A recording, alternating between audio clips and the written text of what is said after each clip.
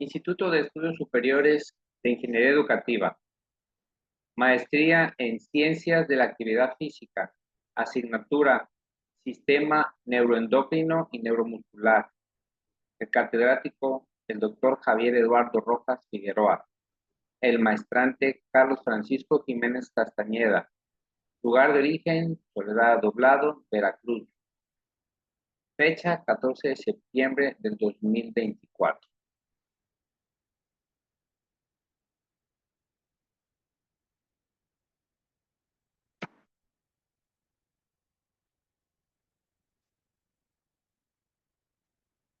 La influencia del ciclo menstrual en el entrenamiento de fuerza, revisión bibliográfica, es el tema que hoy vamos a tratar. En las últimas 3 décadas ha habido un aumento en el número de mujeres que participan en el ejercicio, desde la actividad física hasta el deporte de élite, atribuible al crecimiento, desarrollo e inversión en el deporte profesional femenino.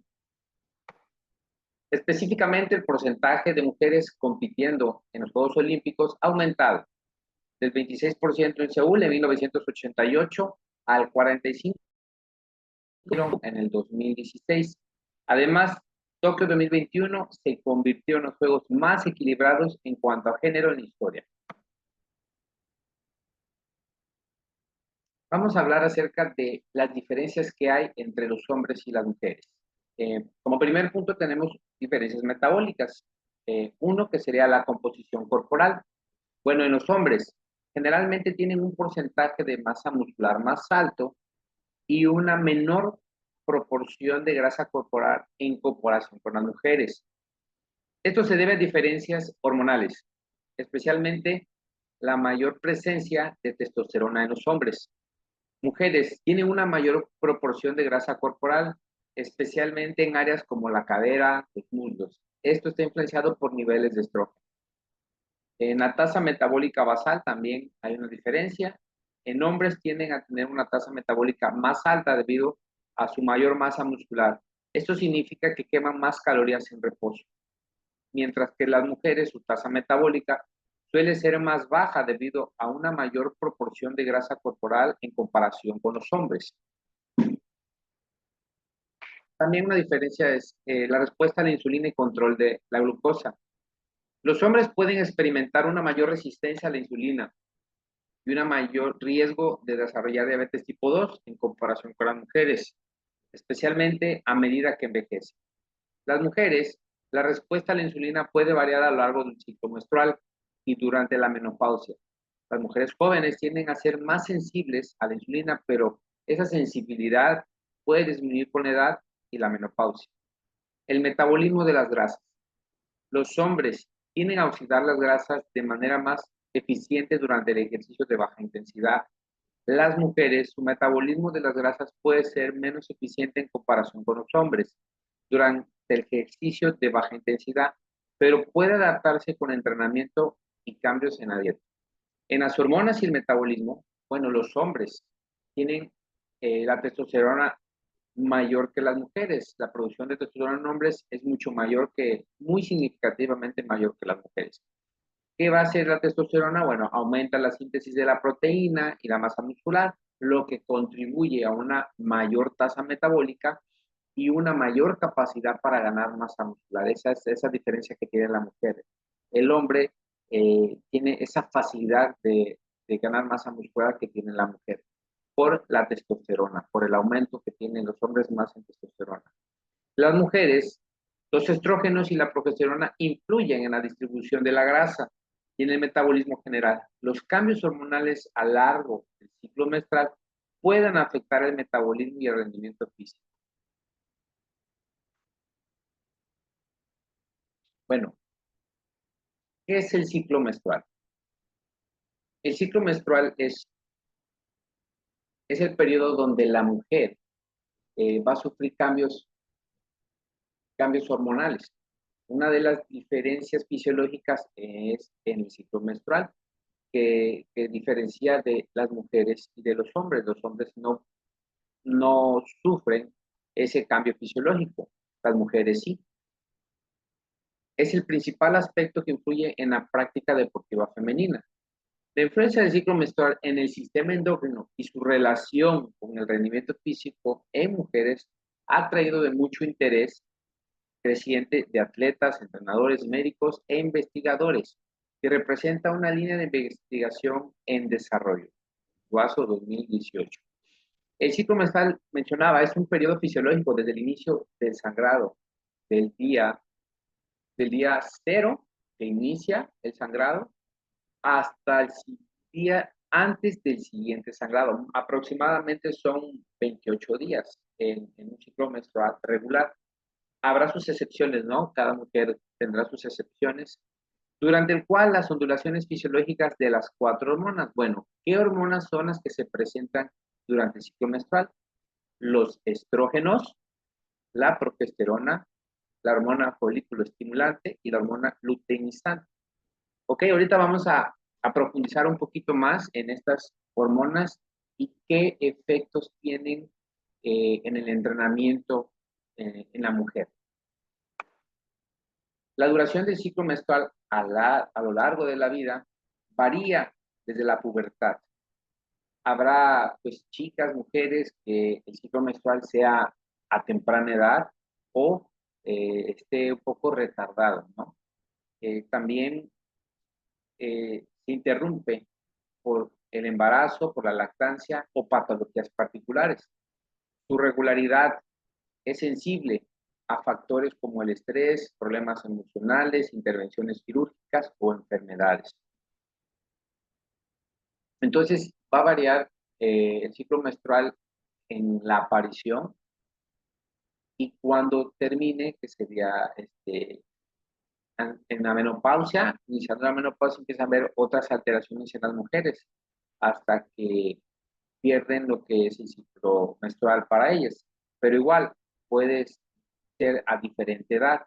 Y otra interrupción del ciclo menstrual es el embarazo, la lactancia o alguna enfermedad que tenga, ¿no? Y para que sea regular en las mujeres su ciclo menstrual, hay factores que van a influir mucho. El tipo de estrés, el manejo de estrés, los problemas emocionales, intervenciones quirúrgicas y enfermedades. Y también es importante mencionar la alimentación. Es clave llevar una buena alimentación para que los procesos hormonales, los procesos fisiológicos tengan un equilibrio. En la parte hormonal haya una homeostasis. Y eso muchas veces nos va a ayudar el ejercicio, nos va a ayudar la alimentación. Bueno, la fase folicular temprana comienza con la menstruación, fase de sangrado, que generalmente dura 4 a 6 días. En esta fase, las concentraciones de hormonas sexuales femeninas son relativamente bajas y estables.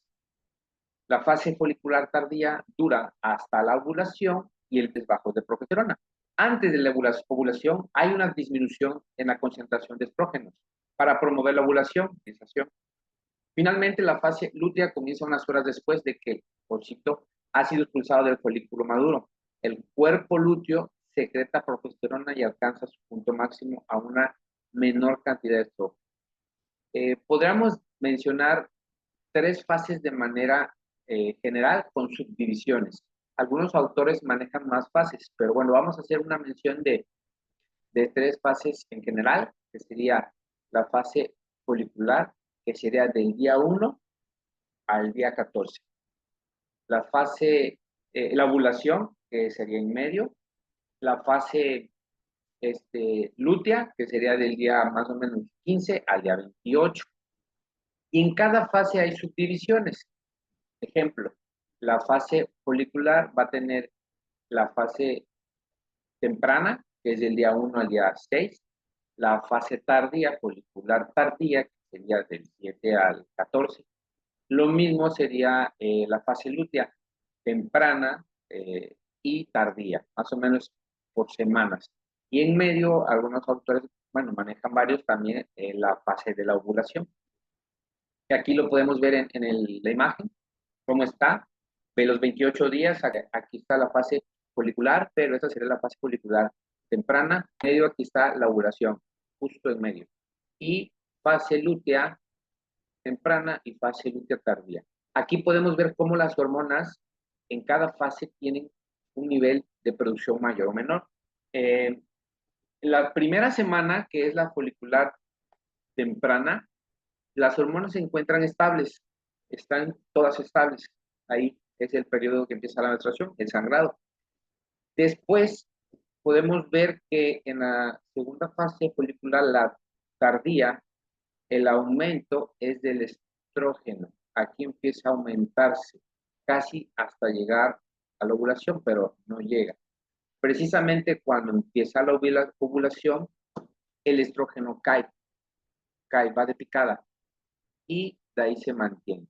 ¿Qué hormona es la que sube cuando está la ovulación? Aquí está, la luteinizante. Aquí está para la fertilización. Pero igual, pasando la ovulación, cae y se mantiene. La que se mantiene siempre de manera regular en todo el ciclo es la folículo estimulante. Aquí lo podemos ver. La progesterona se mantiene baja en la primera fase folicular, en la temprana, en la tardía, pero se va a ir incrementando en la segunda fase, lútea. Va a ir incrementando en la temprana, pero su pico más alto lo va a llevar a la fase tardía. Y ahorita vamos a explicar qué pasa en el entrenamiento, en el rendimiento de las chicas. ¿Por qué en algunas semanas tienen más fuerza? ¿Por qué en otros no tienen tanta fuerza? ¿Por qué se cansan? ¿Por qué no rinden?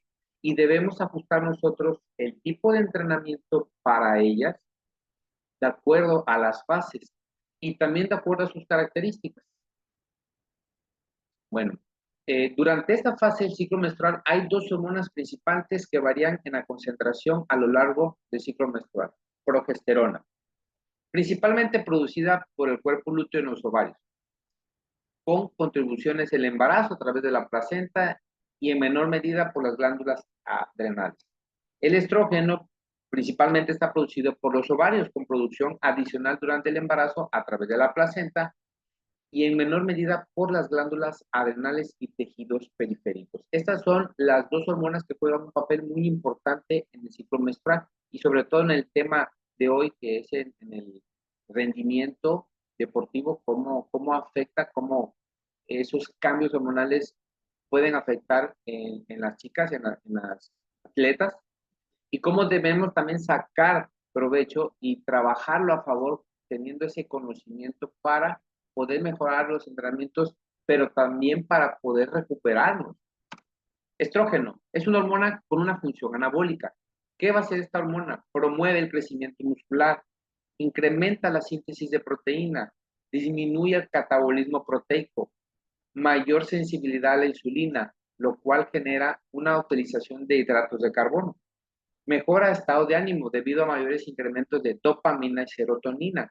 Reduce el apetito y aumenta la leptina y disminución y mantenimiento de peso. Entonces, tenemos que identificar en qué momento tenemos más alto el estrógeno para dosificar y planificar nuestras cargas de trabajo. Aprovechar ese incremento del estrógeno en el entrenamiento deportivo. Es por eso crucial saber en qué momento tiene su pico más alto y en qué momento baja también. La progesterona, por el otro lado, se ha relacionado con vías catabólicas. Aumento de la temperatura alrededor de 1 a 2 grados. Se utilizan más los ácidos grasos debido a una mayor actividad de alipasa, hormona sensible. Mayor resistencia a la insulina. Disminuye la intensidad del entrenamiento. Se incrementa el apetito e incrementa de peso. Es muy importante ver en qué momento la progesterona sube para también adecuar nuestro entrenamiento. Bueno, el objetivo de ese artículo de trabajo, de este artículo que se hizo una revisión científica, es evaluar la literatura científica que existe sobre la relación entre las fluctuaciones hormonales y la capacidad para producir fuerza y establecer en qué fase del ciclo menstrual es la más adecuada para aplicar una mayor carga en el entrenamiento de fuerza. Hay que hacer una revisión exhaustiva. Se revisaron varios artículos. Los criterios de inclusión y exclusión fueron estos.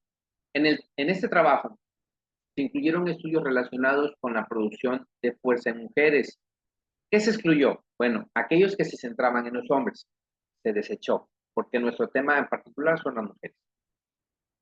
Se excluyeron estudios con mujeres que tenían un ciclo, que se incluyeron, perdón, estudios con mujeres que tenían un ciclo menstrual natural, por lo que se excluyeron estudios con mujeres preadolescentes, lo que decía yo al inicio, que al inicio las preadolescentes están experimentando y regulándose, ¿no? Lo que es su ciclo menstrual, todavía no se están regulando, se están conociendo, entonces eso no llevaría a una exactitud y un estudio veraz en ellas.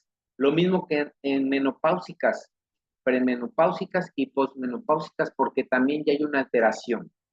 Además, se incluyeron estudios con mujeres en un ciclo menstrual natural, excluyendo aquellos que involucraban con tratamiento de anticonceptivos, porque estos también nos iban a variar los resultados y no sería confiable el estudio. Aquí entonces se hizo una selección, se descartó, se excluyeron y fueron detectando, bueno, como mencionábamos, las mujeres que tuvieran un ciclo menstrual natural y en ciertas edades. Tipos de estudios recopilados. Se recopilaron estudios experimentales para ese trabajo. Se realizó una búsqueda de estudios desde 1996 en adelante. Tipo de participantes. Buscamos estudios que involucraron a mujeres con un ciclo menstrual, que fueran eumenorreicas y que no tuvieran utilizando ningún tipo de tratamiento anticonceptivo. Bueno, discusión y conclusiones. ¿Qué dio como resultado estos artículos, esta investigación de lo que ya había? Los resultados obtenidos en los diferentes estudios sobre la influencia del ciclo menstrual en la fuerza de agarre son muy contradictorios. ¿Qué es la fuerza de agarre? Bueno, es eso que sujeta la mano y los músculos del antebrazo, sujeta algo.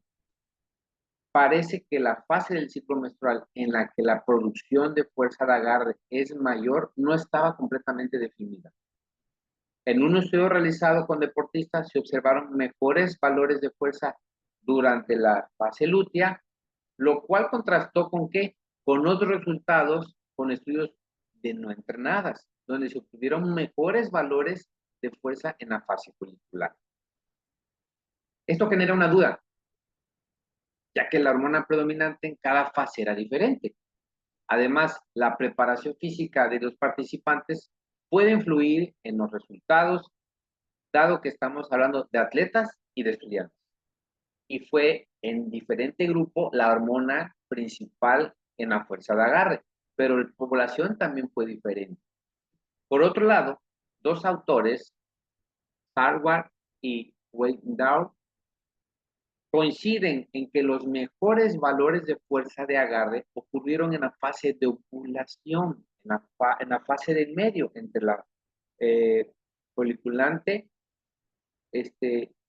y la lútea, donde la hormona predominante era la hormona luteinizante. Sin embargo, al observar el método de evaluación de esta fase, se observa que es diferente en cada estudio. Finalmente, Hansel de Long en su estudio no encontró diferencias significativas a lo largo del ciclo menstrual. Por lo tanto, hay muchas diferencias entre estos estudios debido a la diversidad en el nivel de entrenamiento de las participantes, así como en los métodos de evaluación de las fases y el número de fases evaluados, lo que hace como resultados sean confusos y no del todo fiables. En este caso, hay una conciencia entre los tres estudios, Hansen, Cohen y Miyazaki, que ha registrado que no hay cambios significativos en la fuerza isométrica a lo largo del ciclo menstrual. Datos que coinciden con los obtenidos por Arasi, quienes también no encontraron diferencias en la fuerza isométrica a lo largo del ciclo menstrual. ¿Cuál es la fuerza isométrica? Es esa fuerza donde el músculo no se acorta y no se alarga, se mantiene en una sola posición. La articulación no se mueve, se mantiene tenso. No hay alargamiento ni encogimiento del músculo y el rango de movimiento de la articulación se queda estático. Entonces se demostró que la fuerza isométrica se mantuvo durante todo el ciclo menstrual. Dos estudios han evaluado la fuerza en extremidades inferiores. Romero Moraleda realizó un estudio de media sentadilla con diferentes porcentajes del 1RM, observando solo diferencias con porcentajes del 60 y el 90%, en los cuales se obtuvieron los mejores valores en la fase folicular temprana y tardía respectivamente, consiguiendo la fase folicular tardía por el pico más alto de los estrógenos. Aquí lo que tenemos que ir identificando en qué fase el pico más alto de los estrógenos se presenta, apoyando entonces la hipótesis así propuesta por Smith, que sugiere que se observa valores de fuerza más altos porque los niveles de estrógeno son mayores en la fase folicular. Ya estamos detectando entonces en qué fase los estrógenos se encuentran más altos. Entonces, hay que aprovechar eso en los atletas porque tienen la mayor fuerza en esa fase. Para determinar las fases de ciclo, utilizaron tres tipos de mediciones recomendadas por Van Wyk y Tenan, que permitieron controlar y determinar efectivamente las fases. Resultados que tienen una ligera coincidencia con Charles y Kai Lani, que realizó una prueba de prensa en pierna de 1RM y evaluó un gran número de fases, lo que les permitió obtener resultados más precisos. Los resultados no mostraron grandes diferencias entre las fases, pero los mejores valores se registraron en la fase folicular tardía. Volvemos a lo mismo, coincide con el otro. La fase folicular tardía fue la segunda semana de la fase folicular, que es del día más o menos 7 al día 14, que es donde más se presenta el nivel alto de estrógeno. En cuanto al objetivo principal de este estudio, bueno, se puede concluir que la capacidad para producir fuerza varía en diferentes fases, dependiendo de la prueba realizada, siendo la mayor incertidumbre en la fuerza de agarre, donde no está claro cuál fase produce la mayor fuerza, ya que los resultados son diferentes. Parece que la capacidad para generar fuerza isométrica no varía a lo largo del ciclo menstrual, lo que mencionábamos, se mantiene en todo el ciclo menstrual el tipo de fuerza isométrica. Pero la fuerza máxima está relacionada con la fase folicular donde ocurre el pico de estrógenos más alto. Aquí lo que mencionábamos. Aquí mostramos cómo las hormonas, aquí está la folículo estimulante, se mantiene normalmente regular en todo el ciclo menstrual, como los estrógenos en la primera semana, bueno, en la primera semana todos se mantienen bajos, igual el estrógeno, pero el estrógeno va subiendo en la folicular tardía. Aquí, perdón, en la sí, folicular tardía, donde alcanza su pico más alto en esta etapa, cayendo en la etapa de la ovulación.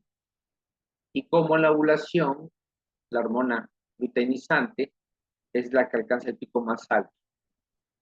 Y cobra aumento la progesterona en la fase lútea. Entonces mencionábamos que la progesterona era la hormona catabólica que la afectaba entonces al entrenamiento. Entonces hay que identificar en qué etapa se presenta mayor para hacer nuestras adecuaciones en el entrenamiento. En cuanto a la contracción máxima voluntaria, se presentaron dos resultados diferentes, lo que genera dudas sobre qué fase genera más de este tipo de fuerza. Creo que el nivel de entrenamiento de los participantes y el método de determinación de las fases influye considerablemente en los resultados, aspectos que deberían estandarizarse para futuros estudios relacionados en el ciclo menstrual. Eso sí fue muy importante. En el análisis se dio cuenta que el tipo de población varió, había atletas y había estudiantes. Las fases que se hicieron fueron en diferentes fases. Y el método de entrenamiento también fue diferente. Entonces, hubo muchas variables que dio como resultado no concluyente una sola conclusión. Por eso sí es muy importante lo que él menciona, estandarizar para un futuro estudio población, método y fases. Bueno, Vamos a dar unas recomendaciones sobre entrenamiento y alimentación según el ciclo. En la fase folicular, mencionábamos, aumenta el consumo de glúcidos y disminuye el consumo de grasas. Recarga de carbohidratos porque los puede procesar mejor, tiene más tolerancia a la glucosa. La fase lútea, por otro lado, incrementa el consumo de ácidos grasos, omegas, y disminuye los carbohidratos porque no tiene mucha tolerancia a la glucosa. Incrementa el consumo de proteínas para evitar el catabolismo, ya que en esta fase recuerden que aumenta la progesterona y era catabólica. Se recomienda incluso más de 2 gramos por kilogramo de peso. Incremento en el consumo de alimentos de bajo índice glucémico para aumentar el consumo, también aumentar el consumo de magnesio, lo mencionábamos, la tolerancia a la glucosa. Entonces es muy importante también dar esas recomendaciones para que nuestra atleta, dependiendo del tipo de la fase que esté viviendo, se hagan los ajustes correspondientes en el plan de alimentación. Bueno, fase folicular temprana, menstruación. ¿Qué pasa en esta fase? Bueno, disminuye los niveles de hemoglobina, de transporte de oxígeno, lo cual aumenta el nivel de fatiga. Cuando está en la menstruación, como tiene pérdidas en el sangrado, eso es lo que pasa. Bajos niveles de inmunidad.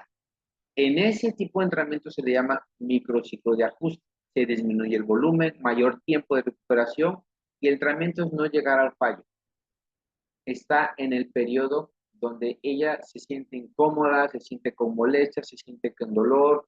Esto va a variar dependiendo de cada mujer. Habrá mujeres que no sienten tan intenso, tan fuerte los síntomas durante la menstruación, sino previo a ella días antes se empiezan a sentir mal, pero bueno, va a variar de mujer a mujer y tiene que haber esa confianza con nuestra atleta para saber cómo se siente, ya programar incluso nuestro entrenamiento, sabemos que le va a ponerse mal tales días, entonces ajusto mis entrenamientos, o ya sé que cuando le empieza su ciclo no me va a rendir, tengo que ajustar, tengo que cambiar, lo tengo que programar, yo ya tengo que tener el conocimiento de qué pasa, pero también las características de ella, porque va a variar de chicas a chicas. Ella se siente cansada, se siente fatigada. Entonces, hay que entender ese aspecto. Entrenamiento según la fase folicular tardía. Ahí, aquí es donde podemos sacar el provecho de nuestro entreno, donde sacar, mejorar las marcas, mejorar la fuerza, ese plus que se puede dar, porque fisiológicamente nuestras chicas rinden más. Está el aumento de los estrógenos. Ese se le llama microciclo de choque. Incrementa considerablemente la intensidad, se puede buscar el fallo muscular, incrementa el volumen de trabajo, entrenamiento convencional, cargas de fuerza máxima e hipertrofia.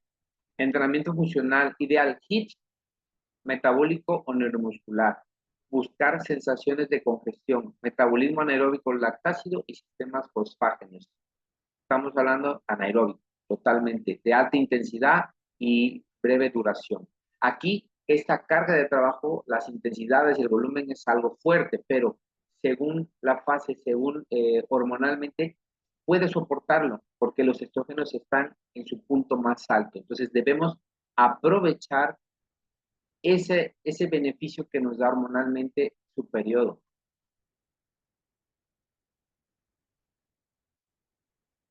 Ella se va a sentir con más ganas, con más energía, más motivada, pero también hay que saber dosificarnos y no excedernos. Hay que tener ese ojo clínico, preguntarles cómo se siente, cómo están, pero en general en esta fase, en esta etapa, ellas pueden rendir más. Fase lútea temprana. Bueno, aquí es un microciclo de carga. Altos niveles de relaxina, lo cual incrementa la deformación en los tejidos blandos. Ojo con esto, los ligamentos. Incrementa entre 3 a 4 veces el riesgo de lesión, por lo cual extremar cuidado por no llegar al fallo y reducir las cargas de impacto. La relaxina, ¿qué es esto? Una hormona que se desempeña un papel crucial en el sistema reproductivo femenino, pero como el nivel está alto, ¿qué pasa? Que incrementa la deformación en los tejidos blandos, en los ligamentos. Entonces hay 3 veces a 4 más un riesgo de una lesión. ¿Qué se recomienda en esta fase? Bueno, no los altos, no los de alto impacto, no las cargas excesivas, no rangos de movimiento muy mayores. Se recomienda hacer ejecución de la técnica perfecta, un peso para que la técnica sea perfecta y no caigamos en una lesión. Si hacemos una técnica mala con algo de peso, con un salto, podemos hacer que se lesionen sus ligamentos. Entonces es muy importante determinar que en esa etapa todavía anda con energía, se siente bien, pero los niveles de relaxina incrementan la deformación de los tejidos blandos.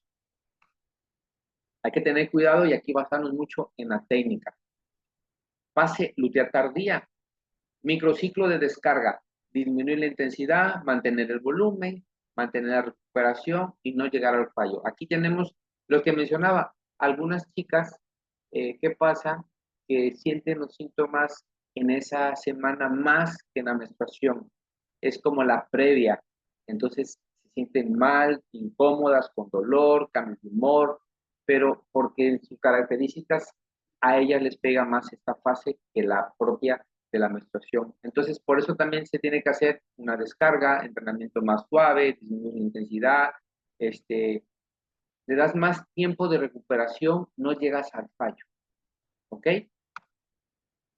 Los trabajos de flexibilidad son importantes, recuperativos, descargas, o los entrenamientos regenerativos que también se les llama. Bueno, por mi parte es todo. Espero esta sesión, esta clase que se trabajó, cómo el ciclo menstrual influye en el entrenamiento de las mujeres, en el rendimiento deportivo y cómo saber eh, utilizar a favor y prevenir alguna lesión con las chicas, pero sobre todo es importante la comunicación con ellas, esa confianza para conocer sus características, cómo, cómo se sienten, si, si se alimentan bien, si duermen bien, la motivación es muy importante, el aspecto psicológico también es muy importante, pero también en este caso es lo fisiológico, debemos tener conocimiento de que en diferentes fases, diferentes semanas de su ciclo menstrual, nosotros podemos sacar provecho de nuestro entrenamiento, pero también saber que si no lo hacemos correctamente la podemos descuidar. Por mi parte es todo, muchas gracias.